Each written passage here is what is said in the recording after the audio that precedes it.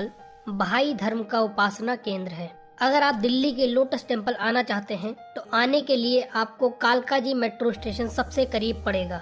सोमवार को lotus temple बंद रहता है, इसलिए सोमवार का दिन न चुनें। पश्चिमी Samoa, Australia, Uganda, Panama, Germany, इलियास, चिली और भारत को मिलाकर दुनिया भर में 8 बहाई धर्म के मंदिर हैं। सभी मंदिरों की आकृति अलग अलग है।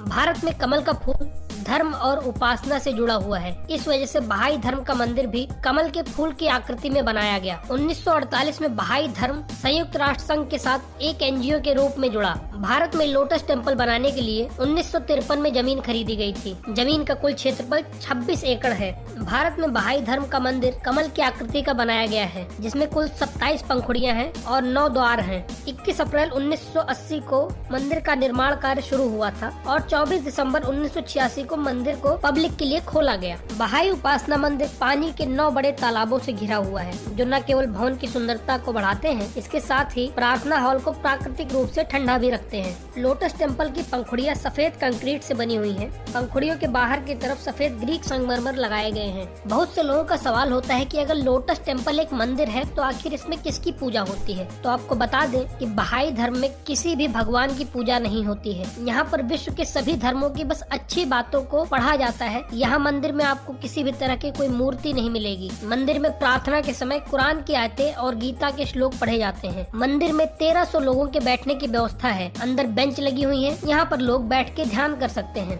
मंदिर के बनावट की एक विशेषता यह भी है कि अगर किसी भी कोने पर खड़ा कोई व्यक्ति कुछ बोलता है तो मंदिर के दूसरे कोने तक वह सुनाई देता है। पूरी तरह से आवाज अंदर ही अंदर गूंज रही होती है। अगर आप 3 बजे की प्रार्थना सभा में पहुँचते हैं तो आपको कुछ इस तरह की आवाज सुनाई देगी।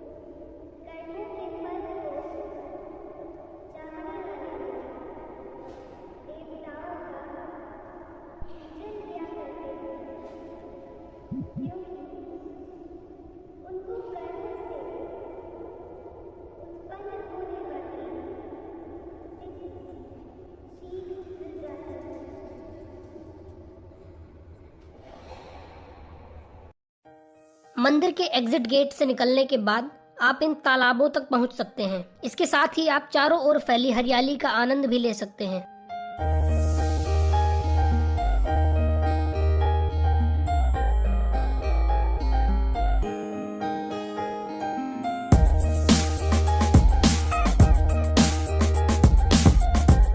अगर आप किसी खास मौके पर लोटस टेम्पल घूमने जाते हैं तो आपको इसी तरह की भीड़ देखने को मिल सकती है। बहाई धर्म के बारे में आगे और बताने से पहले मैं आपको बताना चाहूंगा कि अगर आप तक आपने हमारे चैनल को सब्सक्राइब नहीं किया है तो इसे सब्सक्राइब कर लें, साथ ही घंटी का बटन भी जरूर दबा दें। बहाई धर्म की कुछ मान्यताएं हैं, उनके बारे में मैं आपको बता दूं। बहाई धर्म की मान्यता है कि ईश्वर और धर्म की एकता होनी चाहिए, यानी पूरे विश्व में सिर्फ एक धर्म होना चाहिए। धर्म और विज्ञान के बीच समरसता होनी चाहिए। स्त्री पुरुषों की मौलिक समानता होनी चाहिए। साथ ही बहाई धर्म शिक्षा को बहुत ही महत्व देता है।